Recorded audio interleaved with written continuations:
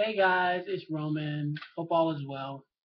I just want to talk about transformation and what that's about, and I can relate to that word on a certain level because I feel like I'm going through a real transformation in my life. Like as you can see, my hair is looking kind of iffy, and I wanted to explain it to you guys. I'm growing it out, and it is as you probably know, natural black hair is not the most cooperative of hair types. Um, and it's hard to figure out what works for you. Maybe that's with anybody's type of hair, but I think black people, it's a real journey to try to figure out what's gonna work to achieve the look that you're going for. So, you know, I know it's looking kind of interesting, but I'm trying to figure it out. Also, I'm um, I'm doing Body Beast. I don't know if you guys have heard of it. You probably heard of P90X, but Body Beast is made by the company Beachbody, which makes P90X, and where P90X is more cardio based, and it's more for if you're bigger and you want to get muscles and get shredded. That's what P90X is for. Well, I did P90X. I did about halfway through P98 and wasn't seeing any real difference. I really wasn't. I just was really exhausted. Like it's a lot of cardio, and I pride myself on not being able to. I mean, cardio I think is my thing. I'm small, and I don't have a problem with cardio. It's a lot of cardio, and I wasn't seeing the results that were on the infomercial.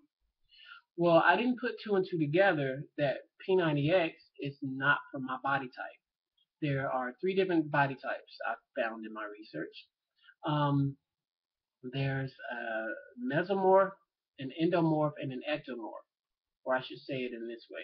There's an ectomorph, which is what I am. Skinny, hard to gain weight. You can eat anything and not gain a pound. That's an ectomorph.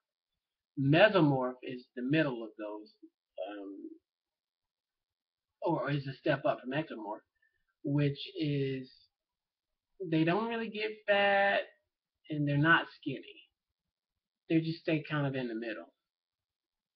And then endomorph is on the other extreme of ectomorph, which is their body naturally wants to hold weight. I would say Oprah was an endomorph because her body wants to be thicker and she has to work out every day in order to maintain the body type that she wants. Mesomorph might be Matthew McConaughey. He's not skinny, but you can't see him as being fat. Like his body isn't gonna just be fat naturally. I would say he was more of a mesomorph. And Tom Cruise. I think most guys want to be mesomorphs because it seems like they can get muscles like really easily. But for ectomorphs, it's a real journey in trying to figure out what sort of body or what sort of workout program is best because you think about working out, what do you think about treadmill, right? Well, for ectomorphs, that's not the thing you want to do. You don't want to just jump on the treadmill because what are you trying to do as an ectomorph and you're a guy? You're trying to build muscle and you're trying to put on meat on your body. You're trying to put on weight. So doing a lot of cardio, you're working against yourself, which brings me back to P90X. I didn't realize I was working against myself with P90X. If you're lifting and then um, you're doing a lot of running or jumping or twisting, like you're just burning it off. And I don't know why, just on my own, I didn't realize that, but I didn't. But somehow, in some way, I did. How I stumbled across Body Beast was I was on YouTube and I was googling. When I found out what an ectomorph was, I was googling ectomorph programs or whatever, and this guy was talking about stay away from P90X, and I wish I could remember his name because I gave him a shout out. He was like, stay away from P90X if you're an ectomorph. You might want to try Body Beast, which was brand new at the time because I think Body Beast only came out like July of 2012. So not a, it's only now beginning to Body Beast become one of those household names like P90X is. Um, and it's only for people who want to put on like mass, like they want to put on weight. There's very little. I'm about how many weeks? I gotta look at my calendar.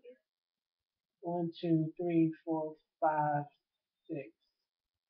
I'm 6 weeks in of a 90-day program, which is 12 weeks, right? Yep. 6 weeks in of a 90-day program, and I've seen, you know, I've seen some real changes in my body. I mean, that's why I'm sitting in front of you with the wife beater. I don't want to reveal it because I want to do a big reveal when I'm finished. But um, I've seen some real difference. First of all, my neck, it seems like it got thicker. My shoulder, like this wife beater, it used to hang on me like a hanger. I was just so skinny. Like I've always been skinny, and I've always been self conscious about it, And I probably shouldn't have been, but I just was. And but B98, Body Beast, Body Beast really changed everything. I mean, all well, the difference between P90X, all you need is a pull-up bar with P90X. Oh, that's all you need. Um, with Body Beast, you do need a set of good dumbbells, and so I got some Bowflex adjustable. Let me see if I can show you guys these types of dumbbells where you put it in. Gotta get it the right way. Where you put it in a holster and you twist this part to like the number of weight that you want. You twist it and it'll adjust that way. And then you pick it up and then you put it back down and you adjust it. So I would recommend that unless you want to invest in a huge set of dumbbells because what happens they do what progressive sets, which is going from lightweight to medium weight to heavyweight, and then another set of the same exercise you go from heavyweight to medium weight to the lighter weight. So you're doing a lot of reps with a lot of different weight types or weight. And I think the theory is to shock the muscles and to keep the muscle confused so that it will keep growing and you won't hit this plateau. But yeah, I've seen a big difference. And people are noticing. I'm showing them my arms, and they're like, "Oh wow, okay." I know I got you guys curious, but yeah, I'm not just like the skinny guy anymore. Because people, if you have just a little bit of muscle, people are like, "Oh, he's not skinny, he's fit." And I think that's all I wanted to be. I never wanted to be this Arnold Schwarzenegger type because to get there, I think I would have to take steroids because my body just doesn't naturally want to go there. But yeah, I'm liking the results so far. What I don't like, and I'll be honest, what I don't care for are the leg workouts. I feel like they're hard on my knees. And with the leg workouts, I don't mind squats, but they have you holding weights while you're doing squats. So it's like this balancing thing that you have to like. It's crazy. It's crazy. So I went like 3 weeks. There are three different phases. In the first phase, I did the leg workouts like you're supposed to. When I came to the second phase, the first phase is the build phase. Second phase is the bulk phase. Um, and I think I did the leg workout. It changed from the previous phase. It's a different leg workout. But I did it for like a week and then I stopped doing it. And so I'm like several weeks into the bulk phase and I haven't done legs in like 3 weeks. So I did the legs like a couple of days ago and was sore for so long in all the right places. I would step, I would get out of bed, I would stand up to go to the kitchen, and like I was sore, and I was like, oh, I should have been doing this all along. It's weird that it excited me, but I don't know. I'd rather do squats in the gym on a machine But because I felt that my muscles were so shocked by it, because I was sore for a few days, um, I think I'm gonna put them back into the routine. Also, I know when you do squats, it this is what I read anyway. It's supposed to release testosterone in your body, which helps the muscle building process. And I knew that, but I didn't like the leg workout that much that I stopped doing it, even knowing that. So another thing I don't like with Body Beast is there's not a lot of focus on your midsection. I feel like, and it's weird coming from a skinny guy, but I felt so fat in my midsection. Like when you're working out, you look in the mirror a lot. I think we can all admit to that. So I'm looking in the mirror and I just felt so bloated and fat. And of course, I'm doing protein shakes and stuff. So I'm like, this is not hot. Like I can't go to the beach looking like that. That's not what Tamara say. That's not hot. That's not hot. So I didn't like that. And like last week, I started incorporating more but then I stopped because again that whole cardio thing, I didn't want to work against myself, and I said, well, trust the program. Maybe they know what they're doing. And I looked on, yeah, I think on the last phase, you do a lot more ab workout than I do now because it's just once a week. Can you imagine doing abs just once a week? Like that's nowhere near a six pack. What's going on? But again, I'll trust the program and go from there. So I really feel like I'm on this transformation, like no other time in my life. Like I'll get personal for a minute here. I just ended a friendship, a long friendship that I had that got to be dysfunctional, and I hate it because you want to see the best in the person and you want to hope that it's going to get better and you're going to make an excuse for somebody, insulting you in a certain kind of way and talking to you just any kind of way. And I'm the type. First of all, I don't really like confrontation. Second of all, I I like to give people the benefit of the doubt. And so I was like, well, he's going through something in his life, so I'll just forgive that this time. Oh yeah, but it just kept happening over and over and over and over, and finally you get to the point where this is really toxic. This is not normal. And you go to the person and you say, "Hey, I'm having some concern. This is not," and then you just get this wall. You get this wall of, well, who are you to tell? And it's like, this is not a friendship. This is not what I signed up for. This is not what a friend is. And I'm googling for different advice because everybody's gonna have their own opinion. But I'm googling for advice, and I'm like, and I think the quote that I took away from the internet was, "A friend is supposed to add to your life, not take away from your life." And that really, I think that's all I needed to hear. It sort of changed my whole thinking on it. Where if a person, I felt like a pretzel. I felt like I had bent myself into a position where, well, if I don't say that, if I act this way, if I do that, if I don't, if I, you're like, it's a strategic thing so as to not incite an insult. That is so sad. That is so sad that I put up with that. That is sad. Whew. Wow. I'm like, that is craziness. But a friend is supposed to add to your life. A friend is not supposed to um, make you feel like you should do that. Make you feel like you have to prepare yourself to walk into the room with them, which I did. Felt like, okay, woosah, meditate, but we're friends. And we had been friends for a while, a good long while,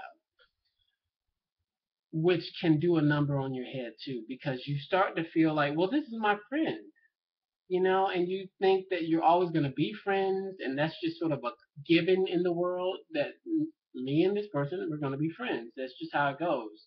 And this is just a rocky period, and we'll get past it. But it never ended.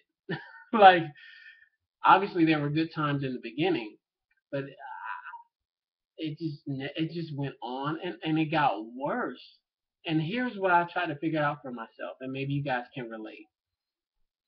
You wonder, okay, has this gotten worse, or or has my tolerance for it just diminished, or is it a combination of the two? So trying to figure that out and say, okay, is it you that changed, or is it me that changed, or what is what's going on here? But you know that it's not okay anymore. So whatever happened, it's not okay anymore. It's not. And so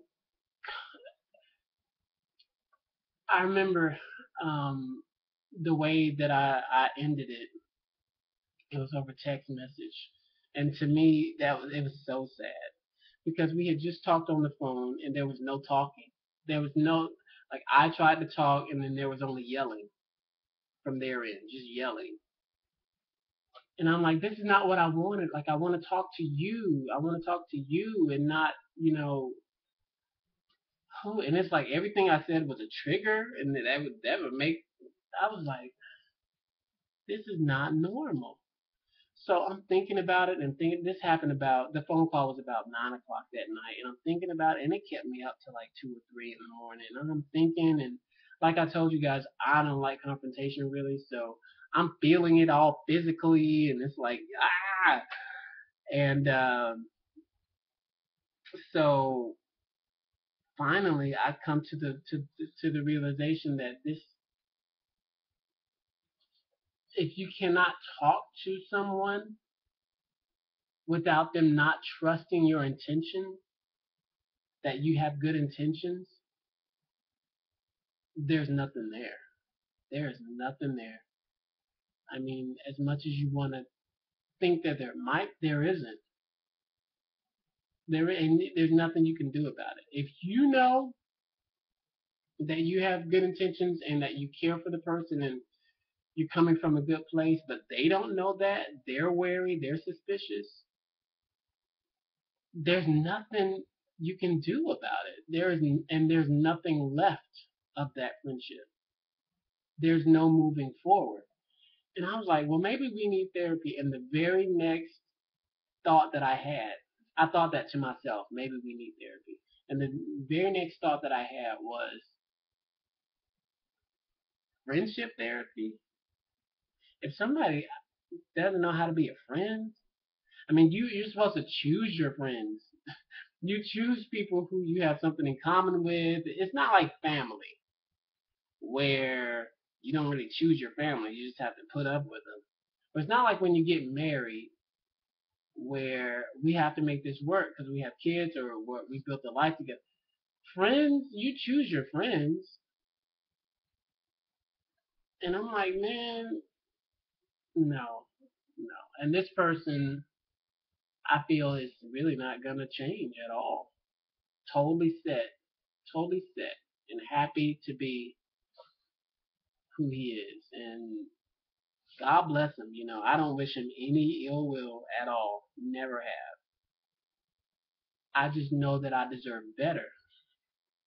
And you see it in movies all the time, people realizing and the light bulb coming on, and you're like, yeah, I deserve better. Yeah, that's not gonna, mm-mm, that's not working. No. And more recently, before I ended the friendship, I was asking myself, just sort of as a barometer, if this person were to come into my life now with the mess that I'm dealing with, would I allow them in my life? And the answer was hell no. No, no, no. Mm.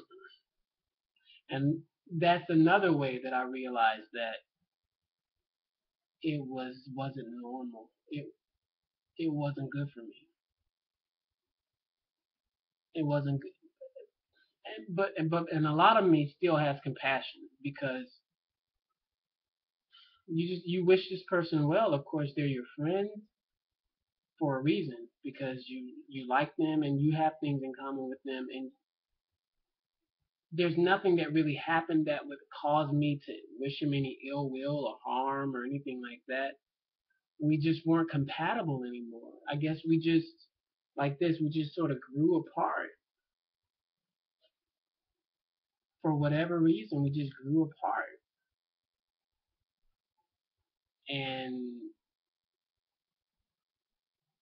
it was interesting. So going through that, that's part of the transformation, and then starting this career as a filmmaker and being in school and learning things that I thought I knew but don't. That's it's so interesting. Like I'm taking a creative writing class. I've always loved writing, right? But you're learning. I think the most helpful part of this creative writing class is we were doing two workshops of our short stories, and as you guys might know, I'm a singer as well, a musician, a songwriter. And when I was a music major, stage fright was like the worst because you're standing up singing in front of somebody and they're gonna have an opinion about it, and you're like, to me, singing is very personal. I mean, I sing just sitting here by myself. I sing in the shower, of course. I sing, I have a whole studio set up on my computer, and I sing just for the fun of it. Like it's such a meditative thing for me. Um, and so it was hard for me all my life to separate what I was what I was offering the world artistically, separate that and their opinions of that from my self worth, from my self esteem, and that's so hard to do, guys. That's so hard to do. But this creative writing class has really helped me to do that in a way because you're sitting there. This is how it's set up. You write the story, you bring copies for everybody in the class. They take it home, read it. They write a response about it. They also make notes on the manuscript that you gave them. And then the next class, you come back and they all talk about it while you say nothing. Like they act like you're not even there and you say nothing. Um, and it was very like, oh gosh, I can't say anything. Nothing. Like I can't defend myself. I can't defend my words. I can't. Okay. So the first time was very hard. I think what was most hard about it was the fact that, and it's my fault as a writer, the reader or a lot of the people in the room went off. I had this one paragraph in there, and they went off in a direction that I didn't really intend for them to go. They were making assumptions about the characters that I wasn't intending, and that's my fault as the writer.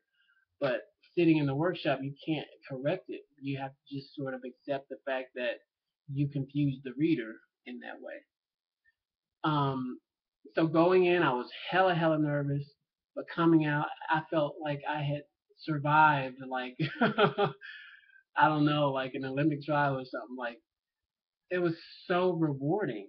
It was so rewarding. And then the next workshop, which I just had a couple of weeks ago, before spring break, um, I was a lot less nervous. The nerves that I did have came from the fact that the story didn't come easy to me. Like I had this block and I couldn't get what I had in my head down.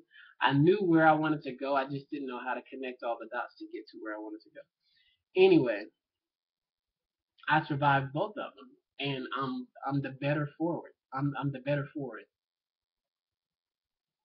I now know in a real way, in a real life way, that what I offer the world isn't myself. It's a part of me, but it's not me. So I have no right to feel less than if somebody doesn't like a story that I write, or if somebody, when I start actually making films, if somebody doesn't like a film that I like. As long as I put my all into it and tell the story that I'm wanting to tell, when you release it to the world, it is theirs to make a judgment on it. It's not yours anymore, really, because you could be a hobbyist writer or painter and just paint for yourself or write for yourself or whatever, and not let anybody see it.